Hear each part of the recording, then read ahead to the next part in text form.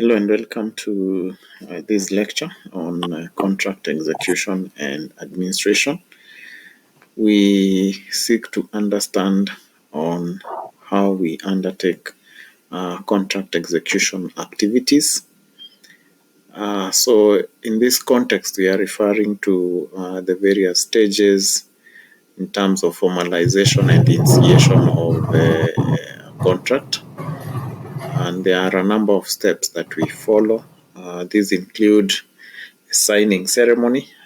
This is a ceremony that is optional, where the authorized representatives from each party is going to sign the final document.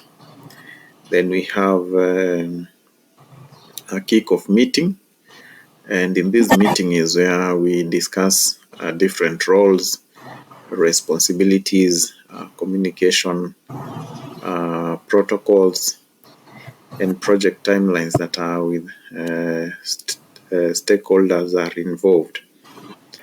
Then we do a mobilization.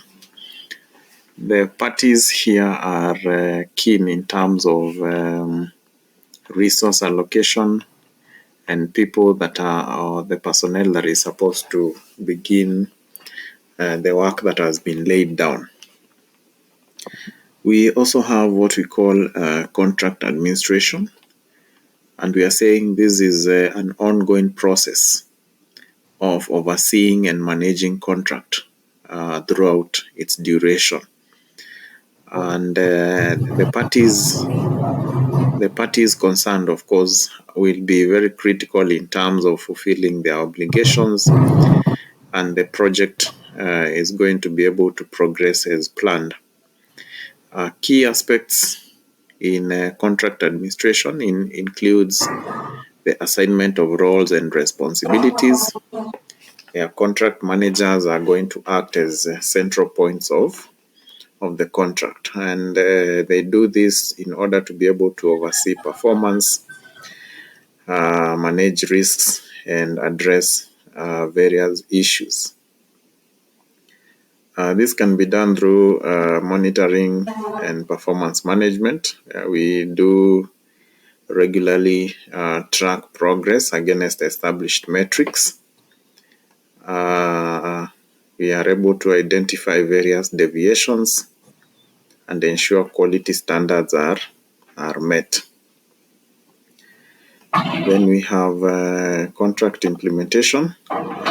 So we have the signing ceremony. In this ceremony, we are able to formalize the agreement with a signing ceremony, and everyone that is authorized as a representative will come in to be able to sign the final document.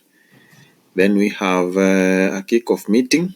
In this meeting, it is very, very important as we do implementation to convene all stakeholders in order to be able to discuss roles, discuss responsibilities, and communication protocols that may be used. And then also we have mobilization. We have a number of parties that are involved to ensure we mobilize the resources and personnel in order to be able to begin work as outlined in the contract. We have critical personnel that we refer to as contract managers, and they play a crucial role in terms of, number one, ensuring overseeing performance, where contract managers are able to monitor both parties' adherence to agreed terms and conditions. Also a communication hub. They act as a central point of communication.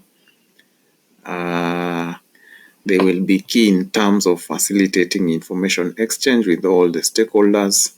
Stakeholders are everybody that is interested in the project. And then also in terms of risk management, We have contract managers who are able to proactively identify and address potential risks. We have a number of risks that we could face along our contract activities.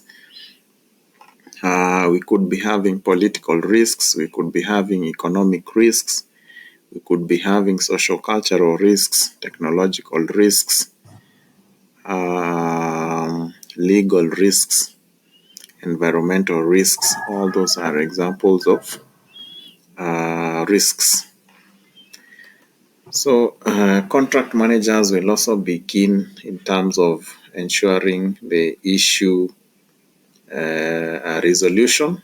They work to resolve all kinds of disputes or challenges that may arise, and also change management. Contract managers will be keen in terms of overseeing and documenting any agreed modifications of the contract.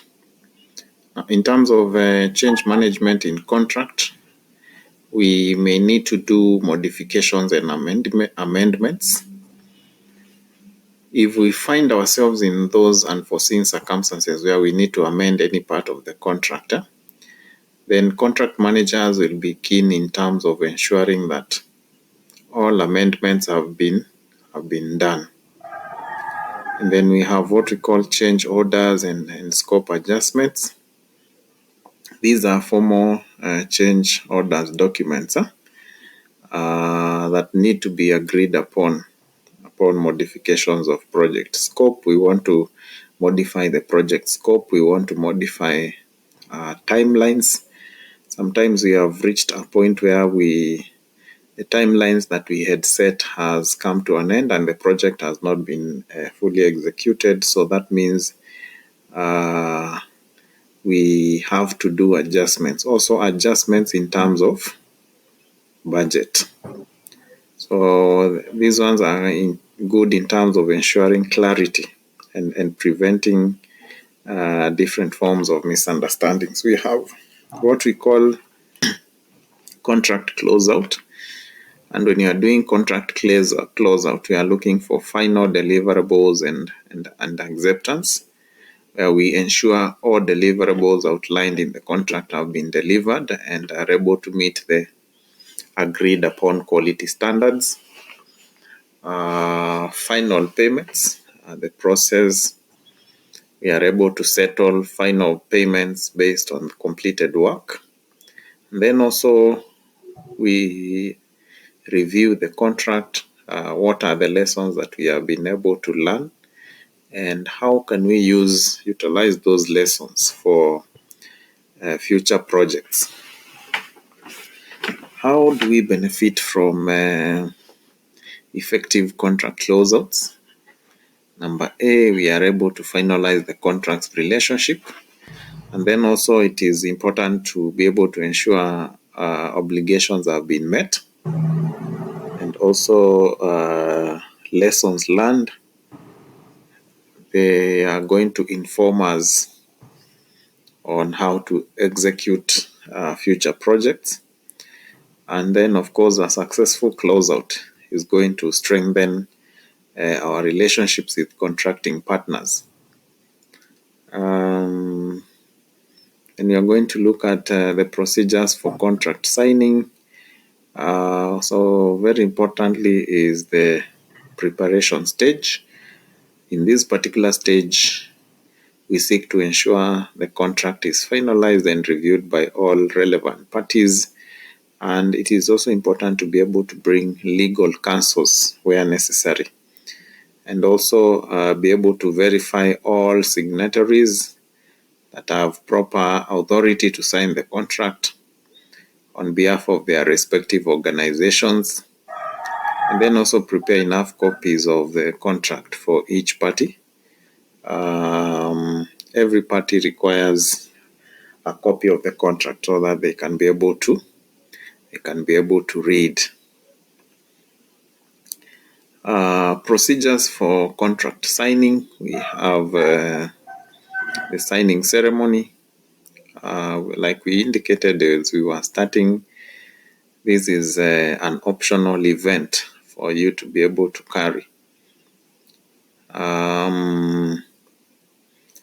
Of course, it is good in terms of symbolizing that we have reached a point where we are now giving the contract to supply item X to a particular organization or entity.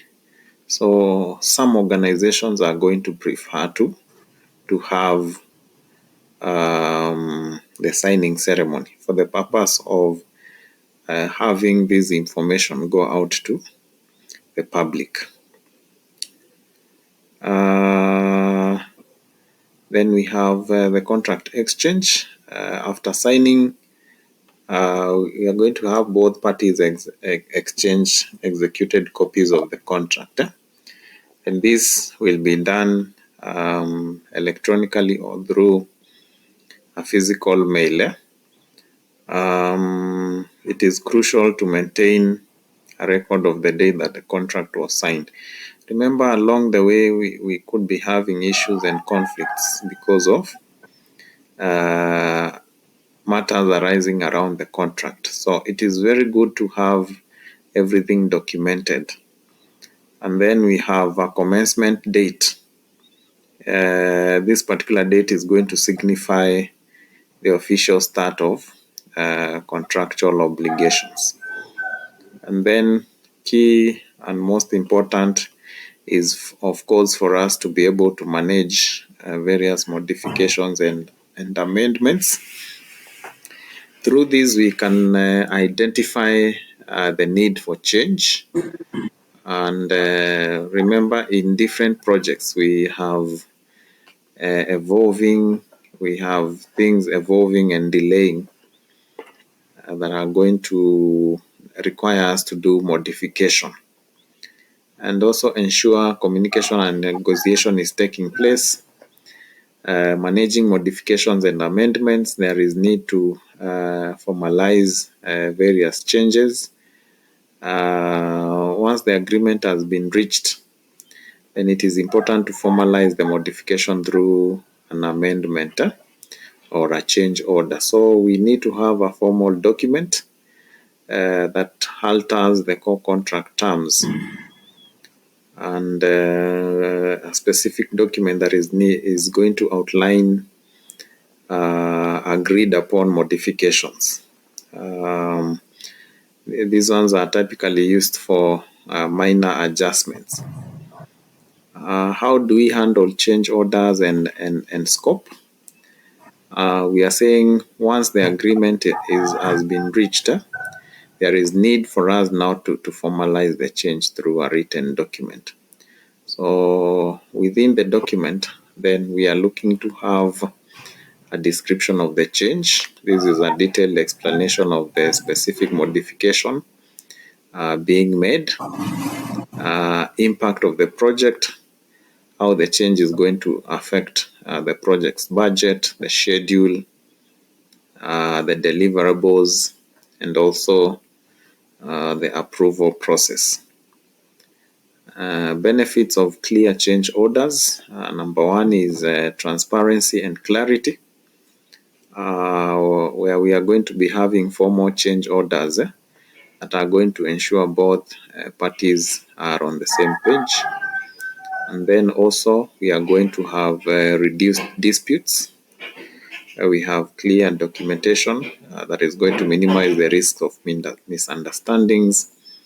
And then also project control. That's another benefit that is going to assist in terms of ensuring the change orders are going to help maintain control over project scope, budget, and timelines. So that is going to bring us to the end of our discussion. This is an area that you can also be able to do more research to try understand various how organizations can also do modifications, more benefits in terms of ensuring clear change orders, how more or how else can an organization benefit? Thank you.